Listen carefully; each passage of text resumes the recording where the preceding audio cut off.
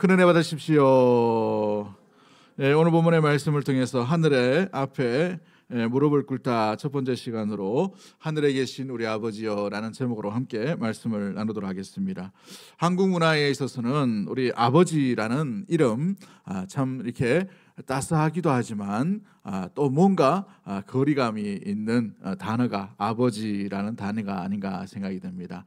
여러분 가정에서 보면 제일 많이 이름 불려지는 대상이 누굽니까?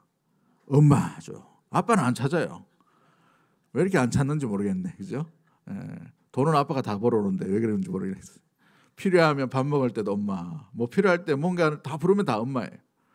그만큼 이제 아버지라는 이름이 우리 유교의 어떤 개념으로 말미암아서 좀 부르기는 뭐하고 가까이 가기는 뭐하고 그러나 늘 애잔하고 또 무엇보다도 마음 한구석에 이렇게 자리 잡고 있는 그 대상의 이름이 아버지가 아닌가 생각이 됩니다. 우리 육신의 아버지가 비록 완전하거나 완벽하지는 않아 보여도 마음 한구석에는 늘 따스함이 깃들여 있는 것이 아버지라는 이름이죠.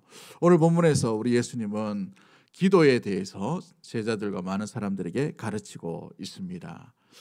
우리 마태복음 6장에서 우리 살펴봤던 것처럼 기도에 대해서 당시 바리새인과 유대인들이 외식에 관한 또 중언부언하는 여러 가지의 연약한 모습으로 말미암아 우리 예수님께서 산상에 올라가셔서 많은 사람들 앞에서 말씀을 합니다. 너희는 그러므로 이렇게 기도하라라고 말씀하신 이후에 가장 먼저 나오는 이 귀한 문구가 바로 오늘 본문 우리가 읽었던 9절의 말씀 가운데 있음을 바라보게 되지요. 마태복음 6장 9절에서 예수님은 주님께서 가르쳐 주신 직접의 그 기도의 내용에 대해서 그러므로 너희는 이렇게 기도하라 하늘에 계신 우리 아버지여라고 말씀하고 있는 것을 보게 됩니다. 이는 단순한 의식이 아니라 하나님과의 깊이 있는 관계를 열어가는 첫 선언의 문이요 또 무엇보다도 그 도입의 문구라는 사실인 것이죠. 신학자인 톰 라이트라는 분은 주기도문을 하나님의 가족으로 초대받는 기도라고 이렇게 표현하고 있습니다. 우리 주님께서 하나님의 가족으로 부르실 때에 부르는 이 귀한 기도의 문구가 바로 주님이 가르쳐 주신 기도라는 것이죠. 팀 켈러라는 목사님이 이 기도라는 책에서 주기도문은 우리의 삶을 하나님 나라로 재편해 간다라고 이렇게 표현하고 있습니다. 무엇보다도 우리 예수님께서 가르치신 그 귀한 구절 가운데에서 하나님의 귀한 성품과 또 하나님의 그 귀한 마음 가운데 담겨져 있는 것, 우리가 어떤 모습으로 어떤 마음으로 어떤 마인드로 어떤 중심을 가지고 기도해야 될지 참된 기도의 모범을 보여주시는 것이 주 기도문이죠. 그래서 초대 교회는 고대로부터 시작되어서 사도 신경과 또 니케아 신경 여러 가지 신경들과 함께 동일하게 이렇게 가르쳤던 중요한 문구의 내용이 주님이 가르쳐 주신 기도였다는 사실을 우리는 잘 알고 있습니다. 그런 의미에서 우리 몇 주 동안 주님이 가르쳐 주신 기도를 통해서 우리의 기도가 예수님 닮는 기도의 모습으로 주님을 닮기에 주님과 함께 기도하는 우리 믿음의 모든 가족들이 되기를 주의 이름으로 간절히 축복합니다. 오늘 본문에서 우리는 세 가지를 살펴볼 거예요. 첫 번째가 뭐냐면 무엇보다도 하나님이 누구이신가를 바라볼 때 하나님은 하늘에 계신 하나님이다 라는 개념을 우리는 염두에 두어야 됩니다. 두 번째로 우리가 기억해야 될 것은 하나님을 우리는 아버지라 부른다는 것이죠. 그 아버지는 예수 그리스도의 은혜로 말미암아 그 십자가의 사랑으로 말미암아 얻어진 놀라운 호칭이요 놀라운 자격이 바로 하나님의 아들, 하나님의 자녀된 저와 여러분이라는 사실을 염두에 두어야 합니다. 또한 오늘 본문에서 우리 예수님은 이 제자들에게 기도는 이렇게 해라 라고 말씀하시면서 하늘에 계신 우리 아버지라고 얘기합니다. 그러므로 이 개인 기도가 아니라 공동체의 기도로 나아갈 것을 명령하고 있다는 것이죠. 자, 그런 의미에서 우리가 첫 번째 하나님께서 어떤 분이신가 처음 가운데에 우리에게 주신 하나님은 초월하신 분이요 친밀하신 하나님을 의미할 때에 우리 예수님은 하늘에 계신 하나님이라는 표현을 오늘 본문에서 이야기하고 계십니다. 이렇게 기도하라. 그 대상이 누구입니까? 하나님께. 그 하나님이 어떤 분이에요? 하늘에 계신 하나님이다라고 되어 있습니다. 여러분, 하늘에 계시다라는 말은 하나님의 위대하심과 하나님의 놀라우심과 초월하심과 또 하나님의 주권이 어디에 미치는지를 보여주는 선언의 귀한 고백이 바로 하늘에 계신 하나님이라는 표현이라는 것이죠. 하나님은 우리의 기도가 세속적인 한계를 뛰어넘어서 하나님의 보좌 가운데 나아갈 수 있는데, 그 보좌가 어디냐? 하늘이라는 사실이에요. 하늘 아래에 있는 모든 영역이 바로 하나님께서 다스리시는 모든 통치의 영역이라는 사실인 것이죠. 이사야서 55장 8절과 9절 말씀에 어떻게 되어 있습니까? 이는 내 생각이 너희 생각과 다르며 내 길은 너희의 길과 다름이니라 여호와의 말씀이니라. 그 다음 어떻게 되어 있어요? 이는 하늘이 땅보다 높음 같이 내 길은 너희 길들보다 높다라고 되어 있습니다. 그 다음에 내 생각은 너희 생각보다 높음이라. 뭘 얘기합니까? 하나님이 생각하는 것을 인간이 도저히 따라갈 수가 없다라는 것이고, 사람이 살고 있는 이 땅에서 하나님이 계신 그 보좌로 스스로 나아갈 수가 없음을 이야기하는 거예요. 하나님과의 차이, 하나님의 존재, 하나님의 위대하심, 하나님의 초월하심, 하나님의 놀라우심에 대한 이야기를 하늘과 땅 차이라고 이렇게 표현하고 있다는 것이죠. 그러므로 너희 생각과 내 생각이 다를 수밖에 없음을 우리 예수님, 하나님께서 우리 분명히 말씀하시기에 우리 예수님께서 하늘에 계신 하나님이라는 표현을 쓰고 있다는 것입니다. 여러분, 오늘 본문에 보시면은 우리 개역 성경에는 하늘에 계신 우리 아버지여라고 되어 있어요. 하늘에 계신 하나님.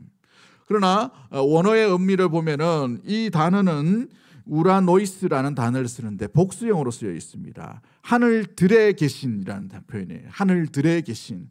그러나 통칭적으로 하늘에 계신이라는 표현을 우리가 번역해서 쓰고 있습니다. 고대 당시에 유대인들은 하늘이라는 개념을 예전에도 한번 설교하면서 나누었습니다만은 세 하늘이 있다라고 생각합니다. 첫 번째 하늘은 우리가 보여지는 이 파란 하늘을 바라볼 때 이 하늘이다라고 합니다. 그 두 번째가 별과 달과 해가 있는 그 우주를 두 번째 하늘이라고 얘기해요.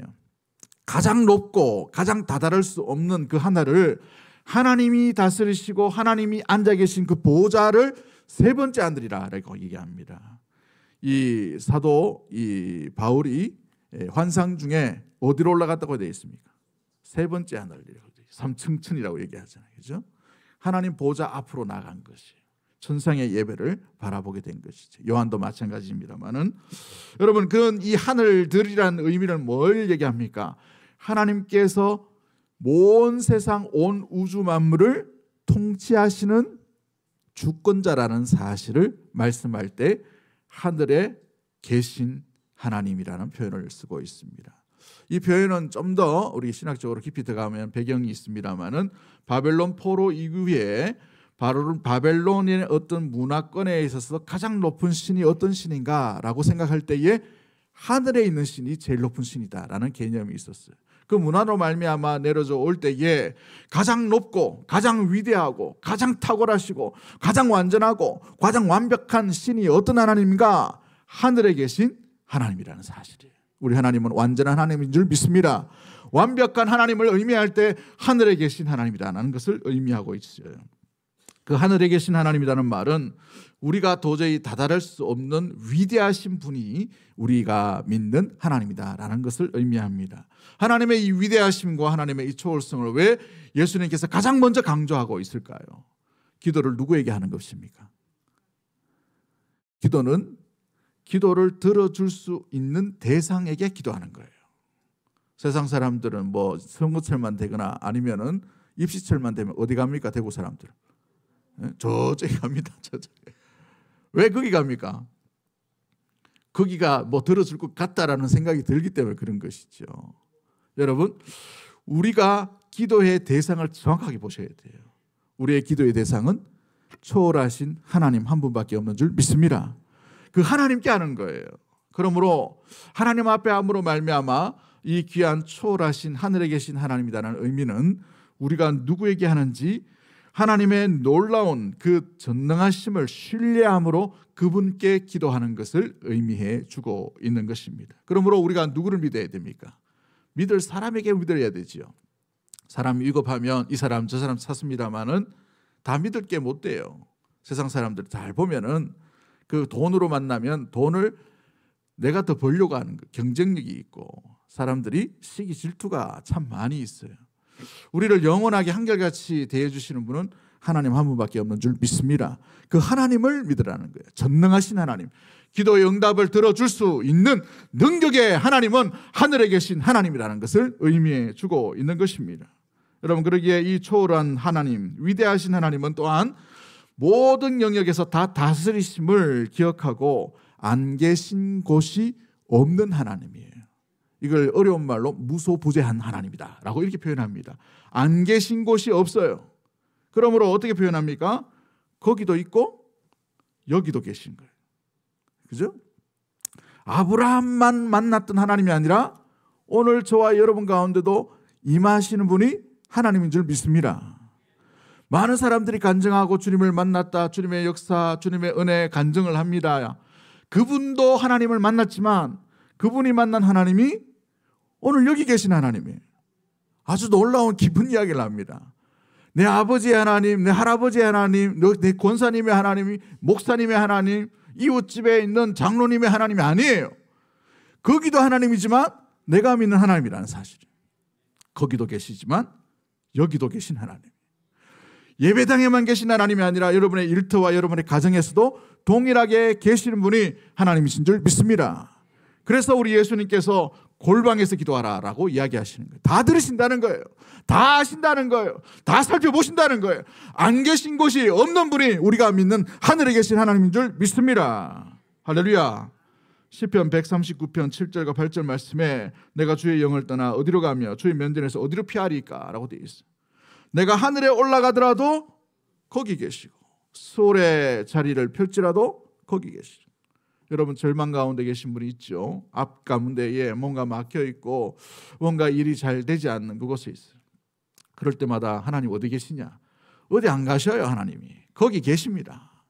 하나님 딴 데 찾지 말고 여러분 내면에서 하나님을 부르짖고 하나님을 만날 수 있는 우리 믿음의 모든 가족들이 되기를 주의 이름으로 간절히 축복합니다. 그곳에 계시고 여기 계시며 말씀하시는 하나님이에요. 할렐루야. 두 번째 우리가 기억해야 될 것이 무엇입니까?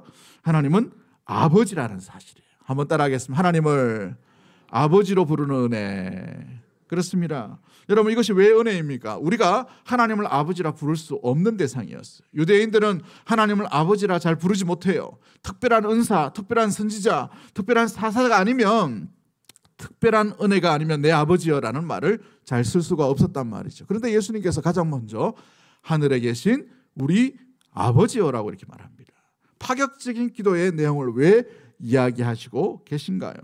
이 파테르라는 단어, 이 헬라어를 쓰는데 이것은 생물학적인 아버지만을 얘기하는 것이 아니라 책임지시고 돌보시고 함께하시고 필요를 채워주시는 놀라운 친밀한 아버지라는 단어를 쓸 때 이 파테르라는 단어를 쓰게 됩니다. 매우 이례적인 단어를 쓰시고 있다는 것이죠. 마태복음은 유대인을 대상으로 썼는데 유대인에게는 굉장히 파격적인 그 단어들을 많이 쓰고 있는 것을 보게 돼요. 어떻게 우리가 하나님을 아버지라 부를 수가 있게 됩니까? 요한복음 1장 12절부터 13절까지 말씀, 유명한 말씀이 있죠. 같이 한번 읽어보도록 합니다. 시작. 영접하는 자, 곧 그 이름을 믿는 자들에게는 하나님의 자녀가 되는 권세를 주셨으니 이는 혈통으로나 육정으로나 사람의 뜻으로 나지 아니하고 오직 하나님께로부터 난 자들이니라. 아멘. 영접하는 자 곧 그 이름, 그 이름이 누구예요? 예수 그리스도인 줄 믿습니다. 그러므로 하나님을 아버지라 부를 수 있는 사람은 예수 그리스도를, 그 이름을 믿는 자인 거예요.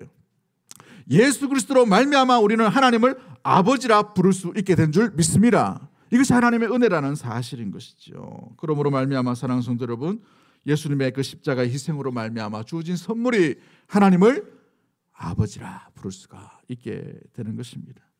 아버지라는 호칭은 하나님의 성품과 우리와의 관계가 어떤 깊이가 있는지를 알려주게 되는 것이죠. 아버지에 대해서 어릴 때 받았던 상처가 있는 분이라면 아버지라고 하면 좀 왜곡되게 받을 수가 있을 수도 있어요. 제 친구 중에 어릴 때에 아버지로부터 버림받은 친구가 하나 있습니다. 이혼을 당했어요. 강제 이혼을. 그래서 어머니와 누나하고 같이 다 이렇게 쫓겨나듯이 이렇게 이혼하게 되었는데, 그러니까 아버지라고 말을 하니까 마음에 분노가 막 생기는 거예요. 근데 은혜 받으려고 교회 오니까 어떤 단어가 제일 많이 나옵니까? 아버지, 아버지, 아버지, 아버지, 아버지. 저기서도 아버지, 여기서도 아버지. 기도할 때마다 아버지 하는 거예요. 그러니까 이 친구는 아버지라는 소리만 들으면 경기를 하는 거예요. 마음에 막 분노가 일어나요. 그러다가 수련회 때 예수님을 만났어요. 예수님을 만나고 난 뒤에 그 입술로 하나님 아버지라는 이름이 나오게 되었어요. 나중에 좀 마음 가운데 주님께서 또 만나주셔서 놀랍게 또 복음을 증거하는 선교사로 부르심을 받았습니다마는, 사랑하는 성도 여러분, 우리가 육신의 아버지는 연약할지 모르지만 우리의 영적인 아버지는 완전하시고 완벽하신 줄 믿습니다. 우리의 모든 필요를 아시는 하나님이에요. 무엇보다도 우리의 필요 가운데에 우리의 요구가 무엇이 필요한지를 정확하게 아시고 우리의 모든 필요를 들어주시기 위해 하나님의 아들이신 예수 그리스도를 이 땅 가운데 보내주신 줄 믿습니다. 그러므로 우리가 모든 것을 받은 자예요. 왜냐하면 하나님은 하나님의 모든 것을 주셨기 때문에 그런 거예요. 하나님의 모든 사랑이 담겨있는 것이 바로 예수 그리스도의 그 십자가의 사랑인 줄 믿습니다. 그 사랑을 받았다는 사실이죠. 그러므로 육신의 아버지의 결핍과 연약함은 우리에게 모자람과 섭섭함과 아쉬움을 줄지 모르지만 하나님을 아버지라 부르는 믿음의 성도에게 모든 것을 합력하여 선을 이루시는 놀라운 은혜를 베풀어 주실 줄 믿습니다. 제가 참 자주 부르는 찬양은 아닙니다만은 찬양 중에 이런 찬양이 있어요. 하나님을 아버지라 부르는 자는 어떤 일이 있어요? 좋은 일이 있으리라, 많이 있으리라. 할렐루야. 좋은 일, 어떤 일이에요? 생명의 일인 줄 믿습니다. 우리의 기도에, 필요에, 요구에 응답하는 것보다 더 놀라운 것은 영원한 생명을 우리에게 주신 줄 믿습니다. 가장 기쁘고 가장 좋은 일을 우리에게 주셨다라는 사실인 것이죠. 사랑하는 성도 여러분, 그렇습니다. 하나님의 아버지 되심, 이것은 우리의 모든 이 땅 가운데의 두려움과 결핍과 아쉬움이 많은 이 땅의 모든 삶을 이기는 소망이 될 수가 있어요. 왜요? 우리 아버지가 누구기 때문에? 하나님이기 때문에. 어릴 때 중학교 때 보니까 뭔가 조금 칭찬 들을 만한 일을 했습니다. 그러니까 선생님이 나와가지고 머리를 싹 쓰다듬으면서 뭘 얘기합니까? 누가 아버지 누구? 이렇게 누가 아버지 누구? 또 어떤 애가 사고를 쳤어요. 사고를 치니까 막 선생님이 화가 나가지고 애를 부릅니다. 부르고 난 뒤에 뭘 얘기해요? 누가 아버지 누구? 그죠? 여러분, 우리 육신의 아버지는 연약할 수 있어요. 저희 아버지도 연약한 부분 참 많이 있었습니다. 숟가락 젓가락 이거 잘못한다고 밥상을 몇 번 얻더라고. 이렇게 장로님이신데 젓가락 요 힘이 안 나가잖아요. 어릴 때 막 엎어버리죠. 그죠? 밥상머리 교육한다고 그렇게 했지만, 그러나 육신의 아버지 우리에게 결핍을 줄 수 있어요. 그러나 우리 하나님 아버지는 자신의 하나밖에 없는 독생자 예수 그리스도를 우리에게 주신 만큼 하나님이 세상을 이처럼 사랑하사 독생자를 주셨으니 이는 저를 믿는 자마다 멸망치 않고 뭘 주신다고요? 영원한 생명을 주신 줄 믿습니다. 그 영원한 생명을 소유하고 하나님을 아버지라 부르며 주와 함께 동행하는 우리 믿음의 모든 가족들이 되기를 주의 이름으로 간절히 축복합니다. 그러기에 우리가 하나님 아버지 되심이 우리에게 이 세상을 이길 수 있는 소망이 되는 것이, 또한 어떤 모습들이 될 수 있나요? 우리가 어떻게 살아야 될지를 보여주는 정체성의 근간이 된다는 사실입니다. 너가 아버지 누구? 하나님 아버지. 우리는 누구입니까? 하나님의 자녀이죠. 그러므로 이 세상에 있는 결핍, 아픔들, 실패들, 좌절들, 똑같이 당하는 여러 가지 어려움들, 시험 당함 가운데서도 굴하지 말고 누구답게 살아가는 것이 필요합니까? 하나님의 자녀답게 살아가는 거예요. 그래도 정직하게, 그래도 진실하게, 그래도 거룩하게, 그래도 주의 뜻을 따라 주를 닮은 자로서 하나님의 형상대로 예수님 닮고 하나님 닮은 하나님의 자녀로 살아가게 되기를 주의 이름으로 간절히 축복합니다. 이것이 바로 아버지 하나님을 모시고 기도하는 자의 온전한 삶의 모습이라는 사실이죠. 마지막 세 번째로 우리가 기억해야 될 것이 무엇입니까? 하나님은 우리의 아버지라는 사실이에요. 한번 따라하겠습니다. 하나님은 우리의 하나님입니다. 나의 하나님만이 되는 게 아니에요. 우리 모두의 하나님이에요. 우리 모두의 하나님.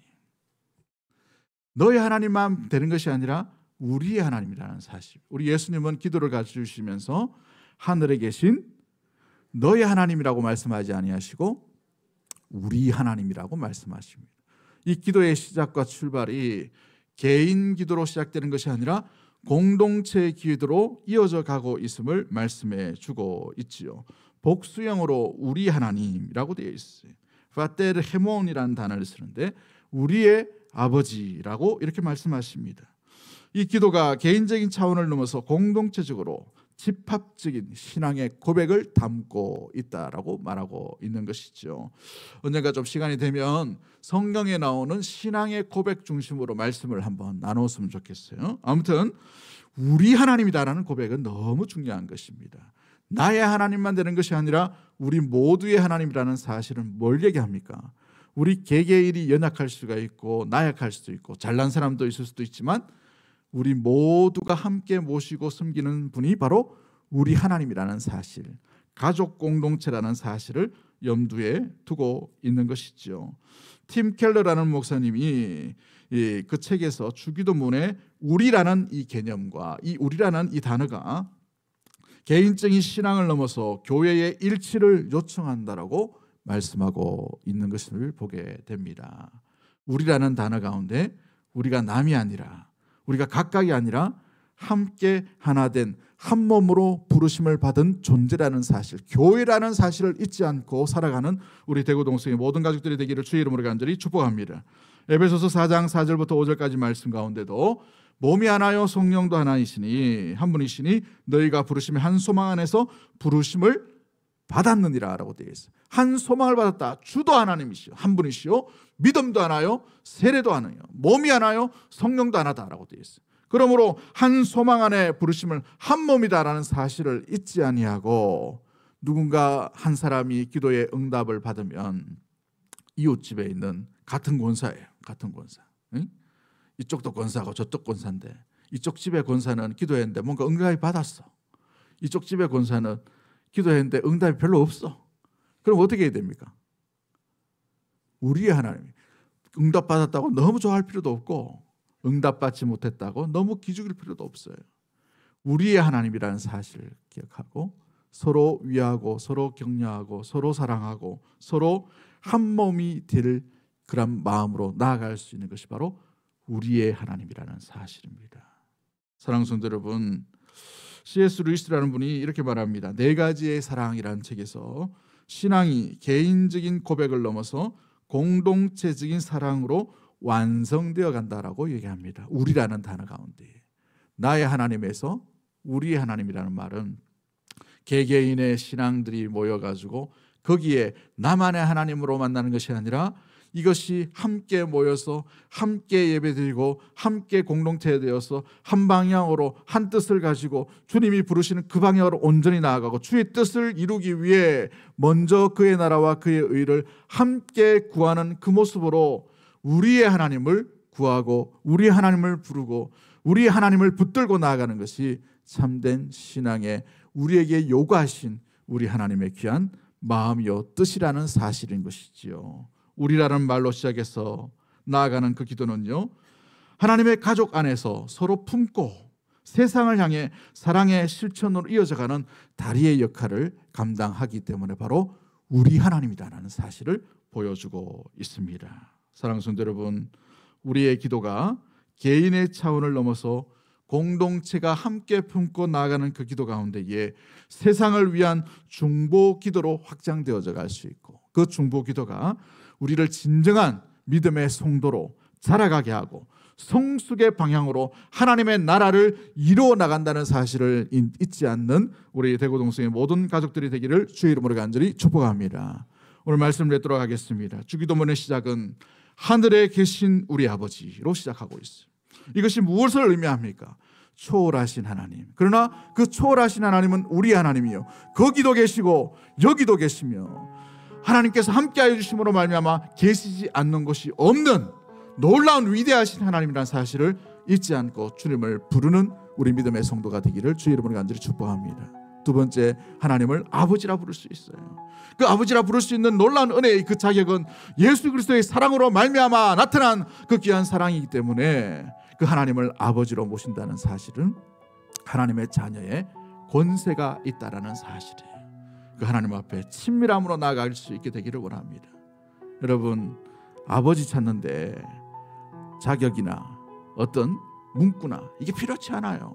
물론 공적인 기도에는 예절을 갖춰야 됩니다. 단어를 정제해야 됩니다. 부정적인 단어를 쓰시면 안 돼요, 이 공적인 기도는. 그러나 사적인 개인적인 기도할 때에 여러분 거룩하시고 위대하시고 자비로우신 안수도 돼요. 아버지 한마디에 우리 아버지는 다 하시는 줄 믿습니다. 이게 아버지예요. 아빠라고 부르는데 아빠가 아들의 사항을, 자녀의 사항을 모른다? 아니, 우리 하나님은 완전하신 하나님이에 그 모든 사정을 아신다는 말이에요. 그 하나님은 우리의 하나님, 나의 하나님뿐만 아니라 우리 모두의 하나님이라는 사실을 기억하고 그 하나님 앞에 나아가는 우리 믿음의 모든 가족들이 되기를 원합니다. TV 토크쇼에 이런 프로그램이 하나 있게 되었습니다. 어떤 한 유명한, 우리나라의 세계적인 유명한 프로게이머가 토크쇼에 출연하게 되었어요. 그 토크쇼에 출연함으로 말미암아 많은 방청객들이 그 사람 한번 보려고 몰려들게 되었어요. 그 중에 대부분 젊은 사람들인데 한 40대 중반의 남자가 방청객으로 참여하게 된 것이죠. 그래서 이런저런 이야기하다가 방청객이 이제 손을 들고 궁금한 거 물어보고 싶습니다라고 손을 들고 이렇게 방청객이 질문을 하게 되었습니다. 그 질문을 듣는데 그 프로게이머가 질문을 듣고 난데 펑펑 우는 거예요. 그 이야기를 듣고 많은 방청객들, 많은 사람들도 침묵 가운데 있게 되었습니다. 알고 보니 이 40대 남자, 중반의 남자가 자기 아들 때문에 여기 왔다는 거예요. 자기 아들이 프로게이머 꿈을 꾸고 있는데 어떻게 해야 이 꿈을 이룰 수 있을지 좀 어떤 구체적인 아이디어나 진로에 대해서 궁금해서 나오게 되었다는 거예요. 그러면서 하는 말이 제가 이제 살 날이 얼마 남지 않았습니다 라고 하는 거예요. 알고 보니 직장암 4기예요. 병원에서는 얼마 살지 모르겠다라고 얘기한 거예요. 삶을 정리하라고 얘기했어요. 근데 뭐 때문에 이 자리에 나왔습니까? 아들 때문에 왔어요. 아들 때문에. 아들 진로가 살아있는 동안에 좀 길을 좀 열어주려고 생명 붙어있는데 그 아들을 위해 가지고 그 아픈 몸을 이끌고 가는 거예요. 얼굴이 새카만 사람이에요. 육신의 아버지도 이와 같이 좋은 것을 자녀에게 줄 줄 알거든. 누가복음에 뭐라고 말합니까? 하물며 하늘에 계신 너희 하나님이니까.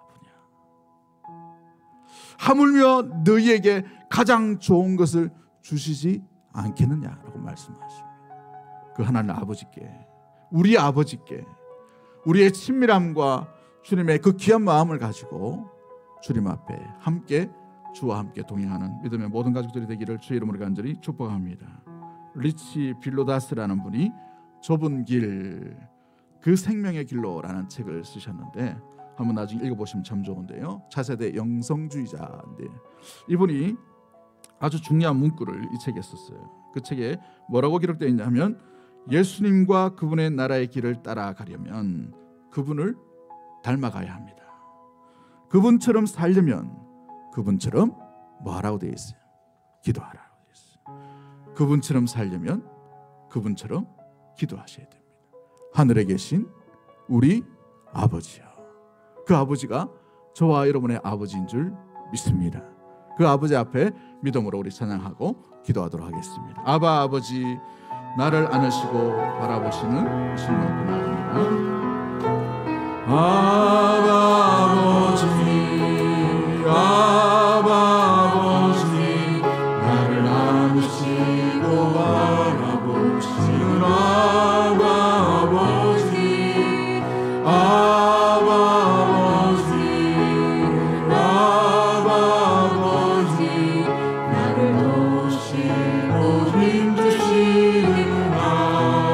주는 내 마음을 고치시고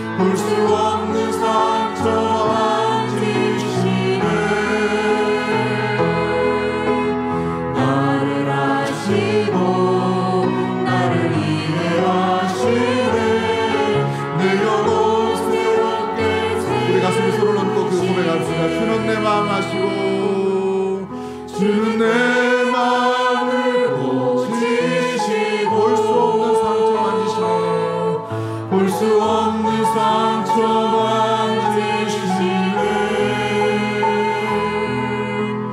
나를 아시고 나를 이해하시네.